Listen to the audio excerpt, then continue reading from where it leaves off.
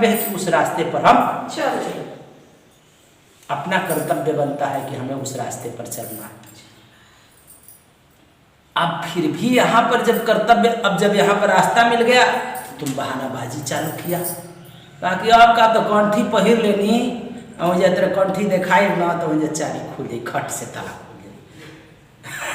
तो ताला तो जरूर खुल जाए लेकिन तोरा के भीतर उंगली हुई ना, पहले तार कर्म के लेखा जोखा हो जाए ना।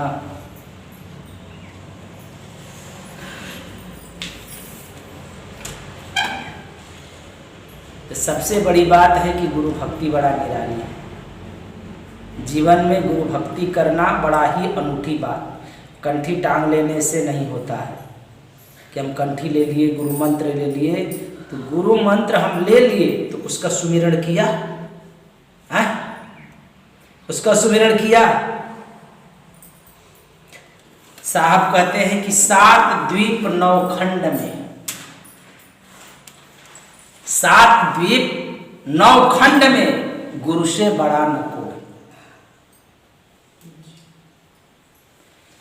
अर्थात भगवान भी गुरु से बड़ा नहीं है, क्योंकि भगवान को भी गुरु के शरण में जाना पड़ा। और तू लोग तो गुरु जी के गुरु जी हो गए घर ही में है। तो साहब कहते हैं कि 7 द्वीप 9 खंड में गुरु से बड़ा न कोई, करता करे न कर सके गुरु करे सो। तो कैसे तुम जानती हो कि गुरु चाह जाए और वो काम न हो? गुरु चाहेगा कब और क्यों चाहेगा? तो कहा जाता है कि जो व्यक्ति गुरु को जीत ले, गुरु तुम्हें जीत लिया इसलिए तुमने उसके शरणागत हो गया, लेकिन जिस दिन तुम गुरु को जीत जाओगे उस दिन तुम्हारा हर सोचा हुआ कार्य होने लगेगा। गुरु को जीतना आसान बात नहीं है, अपने को मिटा देना पड़ता है उसके दरबार में, तब व्यक्ति कहीं जा करके गुरु को प्राप्त होता है।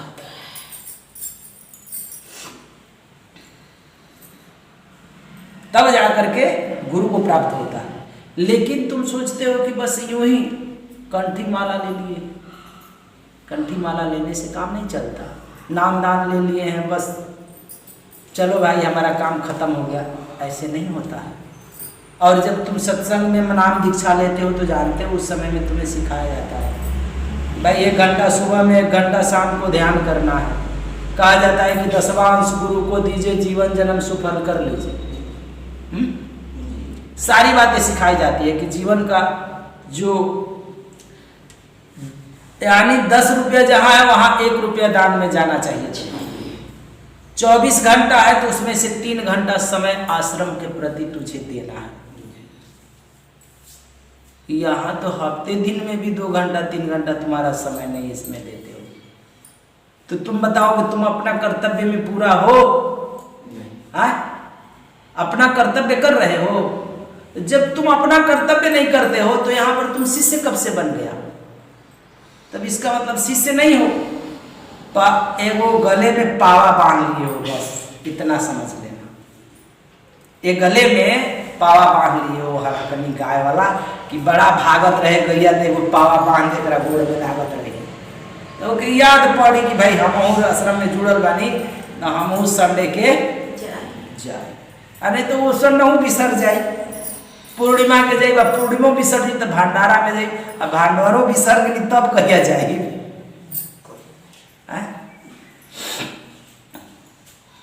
तो दीक्षा लेना कई दिन के जीवन है, 70 साल 70 साल में तो कौन जानी 60 साल जी ले, कौन 50 साल, कौन 30 साल 40 साल, ये सब जीवन जी लिए हो तुम लोग। अब थोड़ी सी बच गया है तो अब तक कितना सारे कार्यभार संभाले हो, क्या बटोर लिए हो? अब तक बटोरा गया है कुछ सबका, कुछ तो बटोर लिया होगा ले जाने लायक।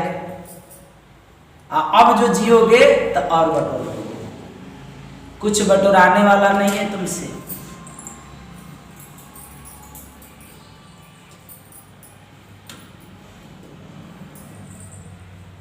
एक बार नानक साहब कर्नाटक में गए थे, एक सेठ था तो बहुत सारा धन इकट्ठा कर रहा था। बहुत सारा धन इकट्ठा किया था, बहुत, यानी उसकी 10 पीढ़ी बैठे खा सकती थी। और 11वीं पीढ़ी के बैठकर खाने का व्यवस्था में लगा हुआ था। नानक साहब उसके द्वार पर गए, कहे कि देखिए, नानक साहब से वो साहूकार कहा कि देखिए हमारे पास अपार संपत्ति है कि मेरी 10 पीढ़ियाँ यूँ ही खाएगी, अगर सोच रहा हूँ कि 20 पीढ़ी तक की व्यवस्था मैं कर दूँ। कहे कि ठीक, जो कर रहे हैं अच्छी बात है। कहते हैं कि महाराज हम तो बहुत सारे धर्म किए हैं, बहुत सारे कुआं खुदवा दिए, पोखरा बनवा दिए, स्कूल सब कुछ बनवाए हैं, धर्म कर्म किए हैं। कहे कि इतना सब कर्म कर दिए हैं तो लीजिए मेरा एक सुई है, इसको ले करके वहां आइएगा। एक सुई दिए, क्या दिए? कि एक ये सुई जो है इसको ले करके उस दरबार में आइएगा। सुई तो ले लिया सेठ। कहा कि ठीक है, इसको कहाँ पहुंचाना है? तो कहते कि वो स्वर्ग के दरबार में पहुंचा देना। अब सेठ तो समझ नहीं पाया, ले लिया।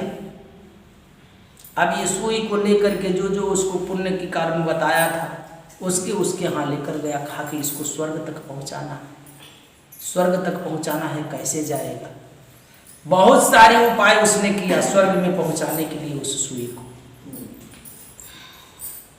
कहा कि आप संपत्ति इतना ले लो, लेकिन इसको स्वर्ग में एक सुई मेरी पहुंचा दो। जिसके यहाँ जाए, जो भी पंडित मुल्ला महात्मा जितने भी थे, तो जिसके पास जाते थे तो कहते थे कि भाई ये सुई को स्वर्ग तक पहुंचाना है। सब कहते कहते वो थक गया। कहा कि महाराज ये सुई स्वर्ग तक पहुंचेगी? उसके मंत्री बड़ा ही चालाक था। कहा कि महाराज ये पूरी संपत्ति जितनी है उतना सब लुटा देने के बाद भी ये सुई स्वर्ग तक पहुंचने वाली नहीं। ये थक करके फिर नानक साहब के द्वार पर गया थक करके। कहा कि महाराज हमने तो बहुत उपाय किया, इस सुई को वहां तक ले नहीं जाया गया। तो कहे कि महाराज जब ये एक सुई आप नहीं ले गए यहाँ से उसके द्वार तक, तो आप इतने जो सत्कर्म किए हैं तो ये पहुंचा होगा वहां पर? संभव है? ये जितना आप कहते हैं कि हम पूरा पौशाला बनवाए, ये मैदान, ये सब कार्यक्रम यहीं की व्यवस्था है। यहाँ की क्या है? ये सब व्यवस्था है। यहाँ से जब हम एक सुई नहीं लेकर जा सकते तो तुम यहाँ से क्या वहां लेकर जा सकते? तो जो ले जाने योग्य हो वो कर्म करो जीवन में। तो ले जाने योग्य क्या है? तो तुम यहाँ से अगर वही ले जा सकते हो जो तुम्हारा सम्यक व्यवहार है, जो तुम्हारा सुमिरन है, जो तुम्हारा ध्यान है, जो तुम्हारा साधना है, इसकी रोशनी के अंजोर में ही तुम उस द्वार तक पहुंचोगे। ले जाने की तो बात छोड़ो, तुम खुद ही नहीं पहुंच सकते हो उस द्वार तक, ले कहां से जाओगे? और जो चीज जान रहे हो कि हमें लेकर नहीं जाना, तो इतनी व्यग्रता है, इतनी बेचैनी है, इतनी लड़ाई है, तुम हमारे से ही यहां लड़ रही हो। गलती स्वीकार न कर झगड़े करने की उतारू तो संभव है जीवन? पहले विचार करो कि हम क्या बोल रहे हैं। तुम्हारे पास सोच नहीं, समझ नहीं है। दो बातें होती हैं, या तो हम ठीक हैं तो सामने वाले को समझाने की क्षमता रख लें, या हम गलत हैं तो ये मुझे समझ होनी चाहिए सबसे पहले कि मेरी गलती क्या है।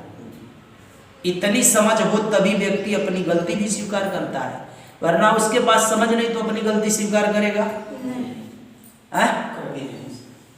जब हमको हमारी गलती ही नहीं मालूम पड़ रही है और जो विशेष व्यक्ति है वो हमारी गलती को बराबर देखता है, क्या करता है?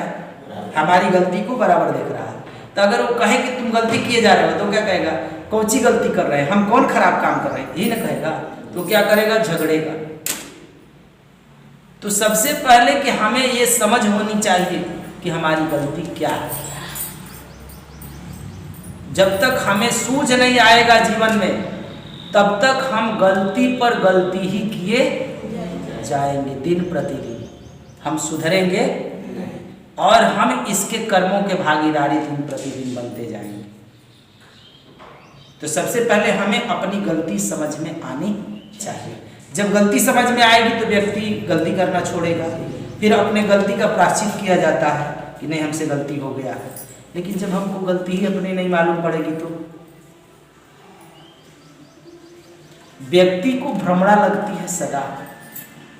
लोग कहता है भूत प्रेत हमको डरवाता है, कितने को तो कुदा लेता है भूत प्रेत, और हम जानते हैं कि तुम्हें भ्रम लगा हुआ है। भूत कभी होता ही नहीं।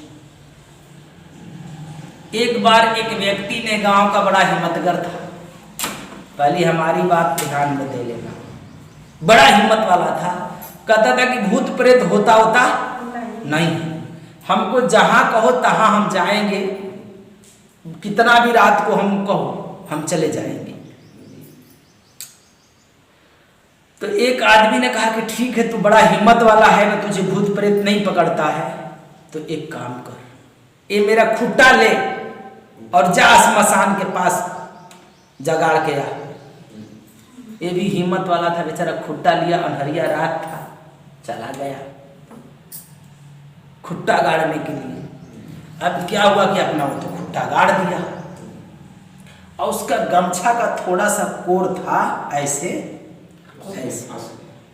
तो उसी पर खुट्टा रखा गया, गमछा गर्दन में लपेटा था। अब मार धर कर ठाए ठाए पीट रहा है। अब जैसे ही खुट्टा गाड़ दिया तो उठा चलने के लिए, तो गमछा तना, हाँ अब कोई पकड़ लिया, अब ऐसे फिर करे तो ऐसे खींचा, अब खींचा रहे खुट्टा के साथ उगड़ गया। अब उगड़ गया, वहीं पर डेरा में आ करके गमछा इधर फेंकते फाकते, आए बाप आए माई आए दादा, भैया प्रेत पकड़ लिया। बिहार महिला बहुत ओझा पर ओझा जुटे, बीमार पड़ा है, बहुत सारा ओझा अपना जुटे, छराया फुकाया, आंखें चढ़ी रहती थी, उसको पकड़ कर ले गया। क्या हुआ रे, बात बताया, फलाना आदमी श्मशान में भेजा था, खुट्टा लेकर गया लोग देखने के लिए। भाई इसका भूत, साला कभी तक तो भूत होता ही नहीं है। ओझा सब जानता है कि भूत नहीं होता है, सब ओझा जानता है कि भूत नहीं होता है, पाखंड के भ्रम में सभी को डालता है। भूत कभी प्रकट नहीं होता, ये पक्का है। भूत एक रोमा भी नहीं ऐसे हिला सकता है। तुम्हें भ्रम लगा, कुछ और कारण है। गया, लोगों ने देखा, कहा कि तू गमछा गाड़ दिया है, आकर कहा कि साला चल देख कोई गमछा तो गड़ा गिर बैठे। तब जाकर के वो व्यक्ति ठीक हुआ।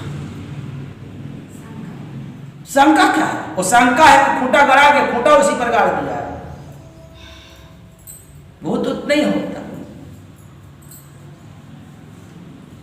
कुछ दिन पहले इनको भी भूत एक दिन पकड़ा था, फान रहा था, इसको पता नहीं चला, हम भी हुकारी भरे नहीं, तुमको भरे जरूर दौड़ा हो। इसको मालूम नहीं पड़ा कि क्या हुआ। ये लोग समझता नहीं है, प्रेत होता ही नहीं। पहली बात, तुम कुछ फेंकते हो तो देखते हो कभी कभी कपड़े से धागा उगलता है, देखते हो ना कि कपड़े से धागा उगलने लगता है फूल। अगर वो धागा कहीं हमारे शरीर से कहीं सटा है तो हल्का कपड़ा रहेगा तो ऐसे ही वो करने लगेगा। ये चीजें लोगों को समझ में नहीं आती, लेकिन इनको भी वैसे ही भ्रम था। हम उस समय में भी जाने अंदर कि वो, ये लोग कभी भी आदमी को ये सोचना चाहिए, कौन है,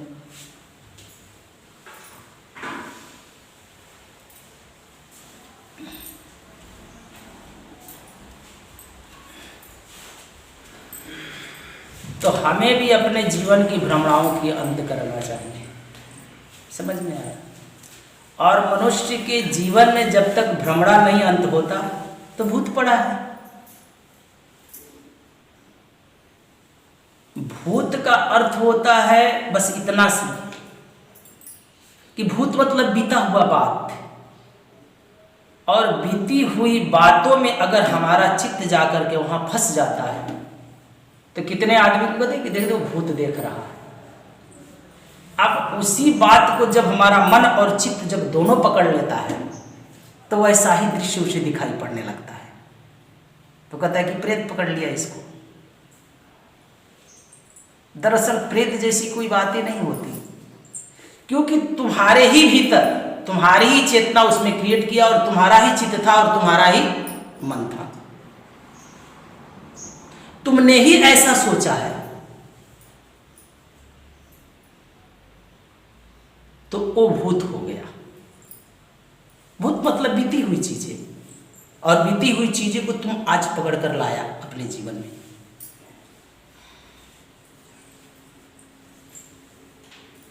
तो जिनके मन और चित्त बीते हुए कार्यों में अटक जाते हैं उसको कहते हैं कि भूत इसको पकड़ लिया, और वही बातों को वो बार बार उसके चित्त में दोहराता रहता है। अच्छे आदमी भी दोहराता है एक ही बात को, देखते चलता है रास्ते में एक ही बात कई बार दोहराता रहता है, उगाली करता है। भगवान की भक्ति बड़ी दूर की बात है, भक्ति भजन तो और अनूठी बात है।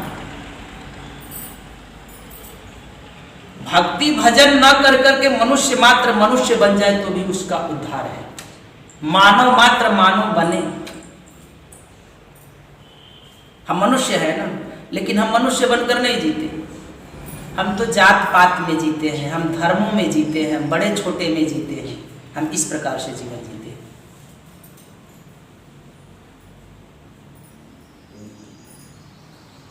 साहब भी कहते हैं कि मानुष होके ना मरे, मरे तो डांगर ढोल। मनुष्य कोटि में जन्म हुआ तुम्हारा, लेकिन अपने जीवन में तुमने पशुवत वृत्ति अपनाई, पशु बन करके मरा। वो अपने जीवन में मानवीय गुण को धारण नहीं किया।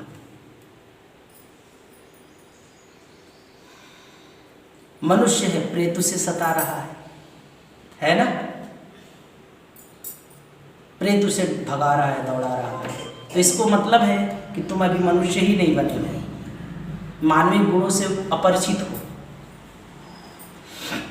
और मनुष्य को देवताओं से भी श्रेष्ठ उपाधि मिली हुई है। मनुष्य श्रेष्ठ है देवताओं से। क्यों? क्योंकि वो तो भक्ति भजन करके ध्यान जप तप करके वो देवता बन गए, मोक्ष द्वार तक नहीं गए। ये अवसर अब उनको नहीं है। तुम मनुष्य बनकर आए हो, तुम मोक्ष द्वार तक पहुंचने का तुम्हें अवसर है। वो बेचारे अभी तरस रहे हैं कि मैं मनुष्य बन जाऊं तो परमात्मा की भक्ति कर कर मोक्ष को प्राप्त करूं, और तुमको मिला हुआ है तो तुम देवताओं के पीछे परेशान हो, भूत प्रेत देवी देवता के पीछे परेशान हो।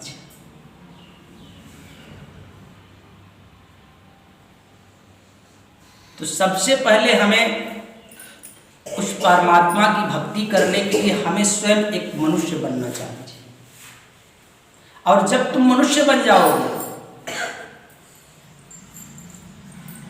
तब तुम भगवान की भक्ति करो ना, तब अपनी परिचय होती है कि मैं कौन। और मैं कौन का परिचय करने के लिए तब तो और भीतर में प्रवेश करना पड़ेगा।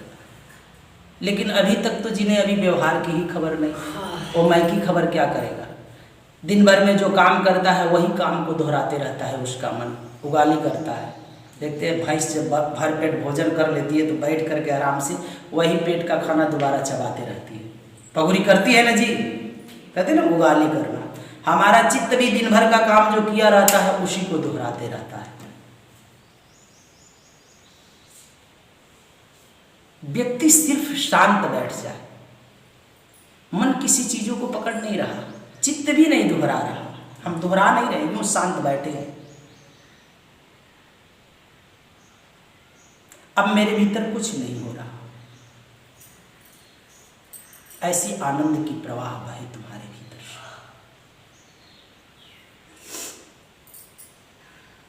गुरु नाम मंत्र उपदेश देता है स्मरण सुमिरण करने के लिए।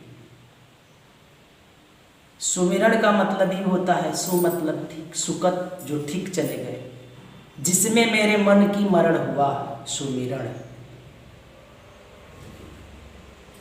मन रहा ही नहीं, मन बचा ही नहीं।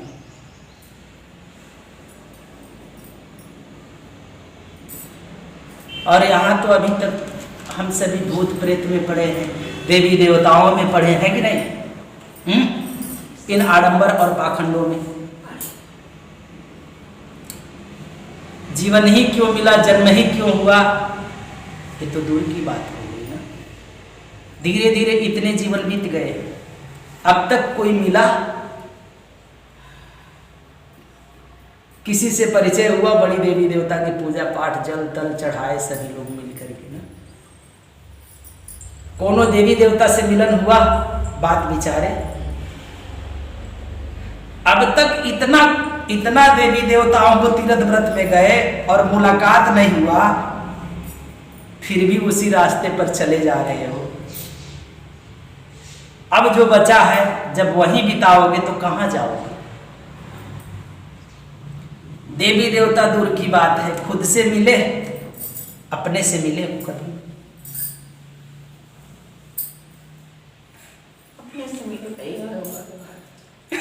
अपने से मिले हो? स्वयं से मिलना हुआ क्या कभी? देवी देवता से नहीं मिले, दूसरों से नहीं मिले। दूसरे से मिलेगा कब व्यक्ति? जब स्वयं की खबर हो जाए तब। मैं जान लूंगा कि मिलने वाला मैं कौन हूं, तब ना औरों से मिलेंगे। और जब खुद का ही पता नहीं है तो औरों से कैसे मिलेंगे?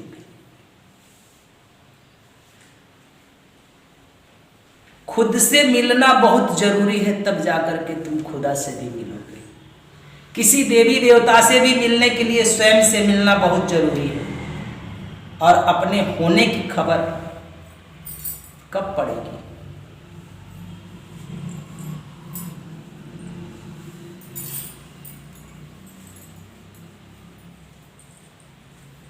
जब व्यक्ति का स्वयं का भाव भी मिट जाता है, तब व्यक्ति स्वयं से मिल पाता है। स्वयं होने का भाव भी मिट जाता है, तब वो स्वयं को यानी जान पाता है।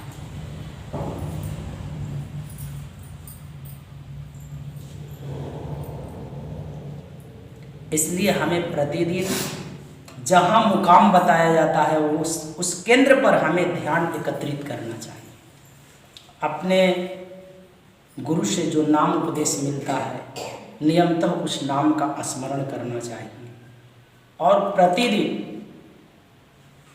जितना हो सके, ऐसे तो गुरुओं ने कहा कि 5 पहर गए काम में, 3 पहर गए सोए, 1 पहर हरिभक्ति में मुक्ति कैसे हो। तो कम से कम 1 पहर सुमिरन ध्यान करना चाहिए, यानी अर्थात 2.5-3 घंटे बताया गया। लेकिन अगर उतना ना हो सके तो 1 घंटा 2 घंटा तो जरूर होना चाहिए ना। लेकिन जब वो भी ना करते हो तो जो मन में आए सो करो। उसमें यहाँ पर सत्संग में आओ ना आओ, हम क्या कर सकते? तुम ध्यान ना करो, आकर भी तुम यहाँ क्या कर लोगे? संत गुरुओं के पास क्यों जाया जाता? उन्होंने हमें सिखाया कि ये ध्यान करना, इस नियम में चलना, इस रास्ते पर चलना, और हम वहाँ प्रतिदिन सुन लें। और बाहर गए तो जो मेरा मन किया उधर ही उधर मैंने डोलने लगा।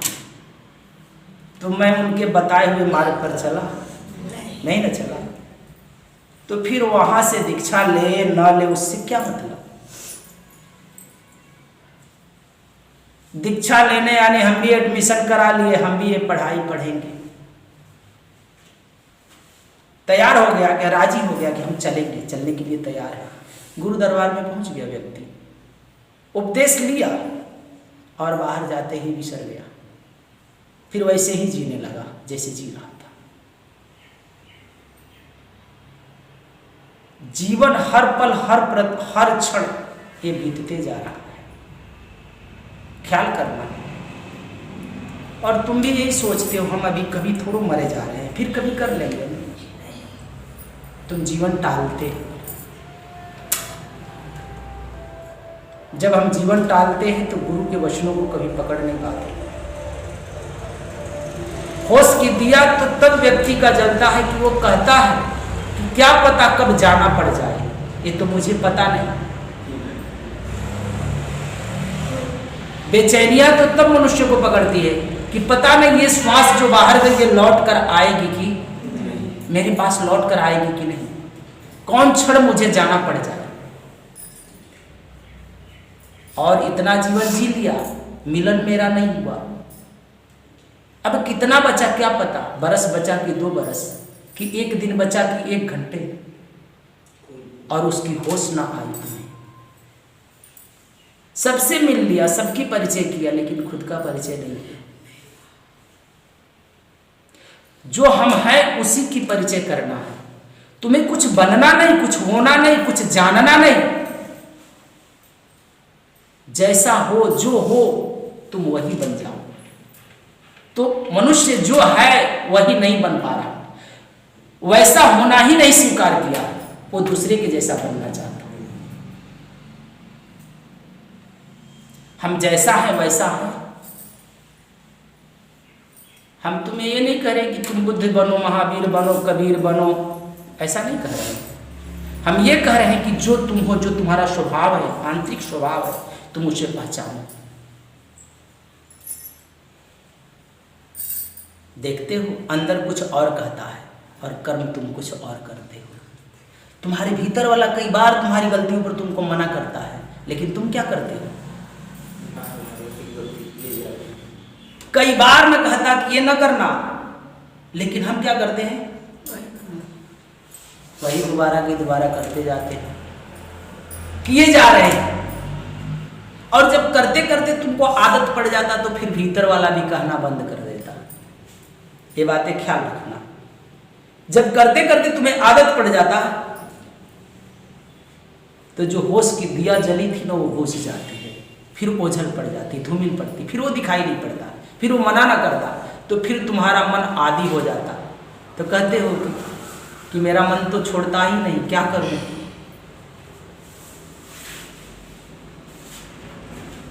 मन को सारा दोष दे देते हो, हालांकि मन की आदत को तुम ही पकड़वाया है। मन मालिक है कि नौकर?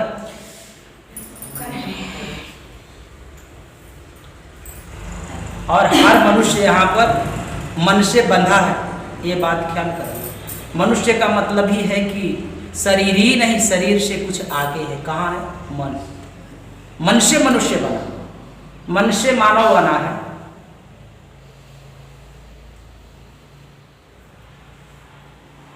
तो हम मन से बंधे हैं।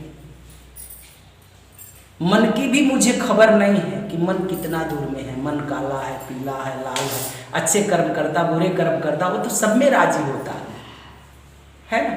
तुम मालिक थे, तुम किस रंग, कौन सा रंग तुम उस मन पर चढ़ाए हो, तुम मालिक हो। अब जो रंग चढ़ा दिए हो वैसा वो बन गया है। मन को अच्छे कर्मों में रंगे हो कि बुरे कर्मों में रंगे हो कि सत कर्मों में रंगे हो, ये तो तुम ही जानोगे, क्योंकि तुम मालिक थे। अब जो रंग दिए हो तो वो रंग दिखाई पड़ता है, तो उसकी वो आदि बन गई, उसको आदत पड़ गया।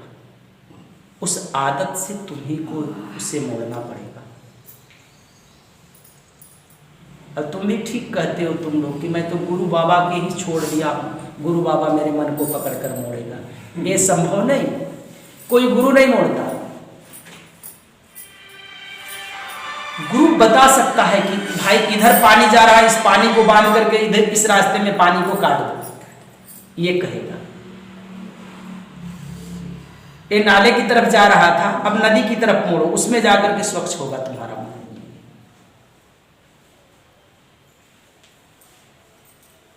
तो हम स्वयं का मालिक हैं, मेरा मालिक कोई नहीं, तुम्हारा मालिक कोई नहीं। हम अपने जीवन में अच्छे बुरे कर्म करते हैं और हमें कोई परमात्मा दुख नहीं देता। हम अपने ही कर्मों के दुखों को भी भोगते हैं। इसलिए मनुष्य जीवन में सदा हमें अच्छे कर्म और सच्चे कर्म करना चाहिए।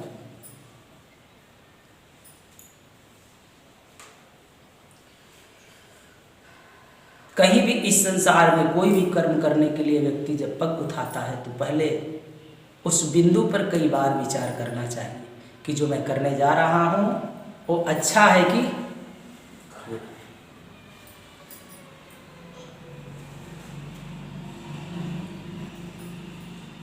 लेकिन जैसे ही हम घर जाते हैं तो हमारे ऊपर मन हावी हो जाता है।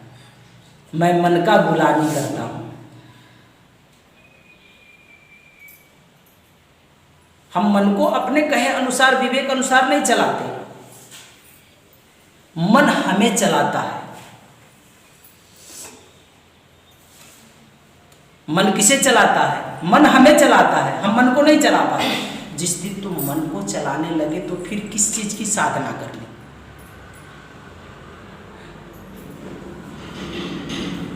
तुम उसी दिन से उपलब्धि की रास्ता पर चल पड़े जिस दिन तुम्हारे कहने पर मन चल पड़ा।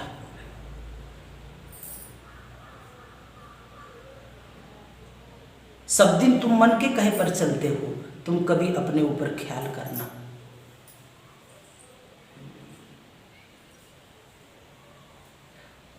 मन तो थोड़ा सा भी ध्यान करोगे तो कहोगे कि बस तूने कर लिया ना, बस सब ठीक ठाक है, चल हटाओ। सजेशन मन तुरंत देता है तुम्हें। अरे मन तो तुम्हारी कल्पना में तुझे परमात्मा का दर्शन भी कराता है। कहता है देख तुझे प्रकाश दिखाई पड़ा ना, यूं ध्यान किया ना, प्रकाश आ गया, बस पूरा हुआ। ध्यान करना शुरू करेगा ना, देवी देवताओं का दर्शन भी तुझे त्रिपुटी में, क्योंकि यहाँ पर सफेद है, यहाँ पर सफेद रंग है और 2 दल का कमल है। वहां पर कल्पना ही चलती, जो जो कल्पना तुम करोगे वैसे रूप दर्शाता है, वही रूप में तुम्हें दिखाई पड़ेगा। कुछ नहीं, गुरु बाबा का ख्याल किया ना, यहां पर गुरु बाबा दिखाई पड़ना शुरू हो जाएगा। जैसा तुमने कल्पना किया, आंखें बंद किया, कल्पना किया, चालू हो गए, रूप दिखने लगा। थोड़े देर बाद ही तुम भी सोचे कि हम तो दर्शन कर लिए, और तुम सब लोग ऐसे ही दर्शन कर कर कर तो एकदम फूले फूले फिरते हो। एक शिष्य था, गुरु के पास रहता था। गुरु ने उसको मंत्र दीक्षा दे दिया और शिष्य क्या किया कि वो भी चला गया। गुरु ने नाम दिया था, नाम का सुमिरन वो प्रतिदिन लग गया परमात्मा की उपलब्धि के पीछे। प्रतिदिन ध्यान करता था। ध्यान करते करते 10 साल के बाद गुरु बाबा के पास पहुंचा। जब 10 साल के बाद पहुंचा तो गुरु बाबा के यहाँ दंडवत प्रणाम कर कर बड़ा ही खुश होकर के कहा कि गुरुदेव, मैं प्रकाश का दर्शन पाया। गुरु ने उठा, उसे 2 चाटा मारा, कहा कि दुष्ट चल भाग, प्रकाश का दर्शन पाया। फिर 5 साल बाद उसी से क्या हुआ कि उसको लगा कि कुंडलिनी मेरी जग गई। पहुंचा और गुरु से कहता है, गुरुदेव मुझे कुंडलिनी जग गई। गुरु ने उसको फिर मारा पीटा, भगाया कि तेरी कुंडलिनी जग गई।